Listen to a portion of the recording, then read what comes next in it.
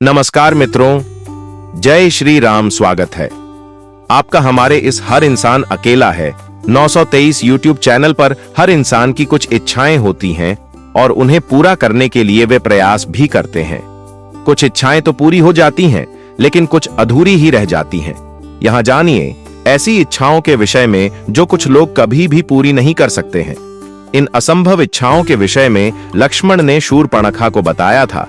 गोस्वामी तुलसीदास द्वारा रचित श्री रामचरित मानस के अरण्य कांड में जब शूर्पणखा लक्ष्मण के सामने विवाह का प्रस्ताव रखती है, तब लक्ष्मण कहते हैं कि सुंदरी सुनु मैं उन्ह करदासा, पराधीन नहीं तोर सुपासा, प्रभु समर्थ कौशलपुर राजा, जो कछु करहीं उन्हीं सब छा जा।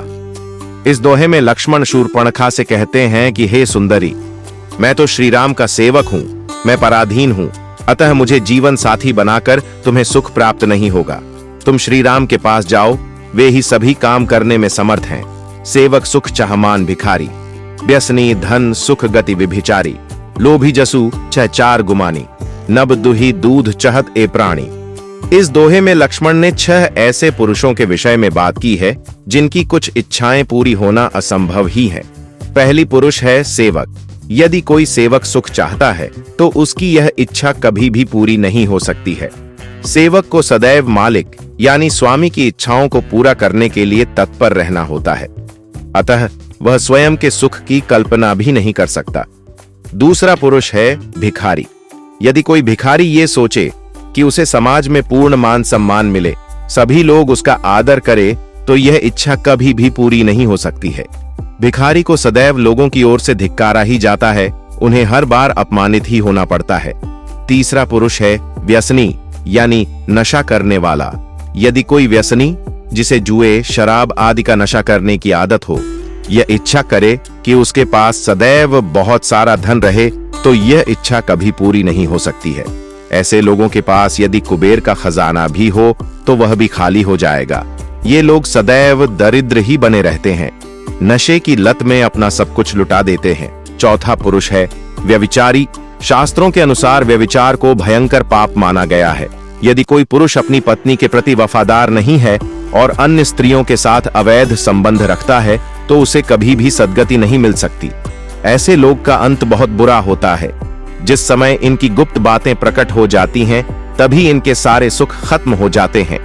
साथ ही ऐसे लोग भयंकर पीड़ाओं को भोगते हैं। पांचवा पुरुष है लोभी यानी लालची। जो लोग लालची होते हैं वे हमेशा सिर्फ धन के विषय में ही सोचते हैं, उनके लिए यश की इच्छा करना व्यर्थ है। लालच के कारण घर परिवार और मित्रों को भी महत्व नहीं देते। धन की कामना से वे किसी का भी अहित कर सकते हैं, इस कारण इन्हें यश की प्राप्ति नहीं होती है। अतः लोभी इंसान की यश पाने की इच्छा कभी भी पूरी नहीं हो सकती है। छठा पुरुष है अभिमानी। यदि कोई व्यक्ति घमंडी है, दूसरों को तुच्छ समझता है और स्वयं श्रेष्ठ, तो ऐसे लोगों को जीवन में कुछ भी प्राप्त नहीं हो पाता है। आमतौर पर ऐसे लोग चारों फल अर्थ धर्म काम और मोक्ष एक साथ पाना चाहते हैं, लेकिन यह इच्छा पूरी होना असंभव है। शास्त्रों में कई ऐसे अभिमानी पुरुष बताए गए हैं जिनका नाश उनके घमंड के कारण ही हुआ है। रावण और कंस भी वैसे ही अभिमानी थे। आगे का प्रसंग इस प्रकार है। श्री रामचरित मानस में आगे लिखा है, पुनि फिर राम निकट सो आई, प्रभु लक्ष्मण पहीं बहुरी पठाई, लक्ष्मण कहा तो ही सो बरई, जो तृण तोरी लाज परिहरई। इस दोहे में तुलसीदास जी ने लिखा है कि लक्ष्मण ने जब इस प्रकार शूर्पणखा को समझाया तो वह श्री राम के पास गई और उनके सामने विवाह का प्रस्ताव रखा। श्री राम ने इस प्रस्ताव को अपनाने से इनकार किया और शूर्पणखा को पुनः लक्ष्मण के पास ही भेज दिया। लक्ष्मण ने शूर्पणखा से कहा कि तुम्हारे से विवाह वही इंसान कर सकता है जो लज्जा यानी शर्म को त्याग सकता है, यानी कोई बेशर्म इंसान ही तुम्हारे विवाह के प्रस्ताव को स्वीकार कर सकता है।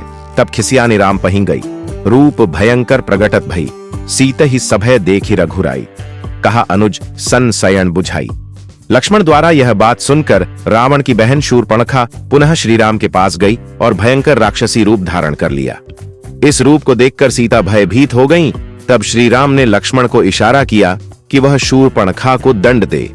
श्री राम की आज्ञा पाकर लक्ष्मण ने शूर्पणखा के नाक और कान काट दिए। तो मित्रों, वीडियो आपको कैसी लगी कमेंट बॉक्स में बताएं। और मित्रों, अगर आप पहली बार इस चैनल पर आए हैं तो कृपया चैनल को सब्सक्राइब जरूर करें और कमेंट बॉक्स में सच्ची श्रद्धा से जरूर लिखें। जय श्री राम, जय हनुमान। वीडियो को अंत तक देखने के लिए धन्यवाद।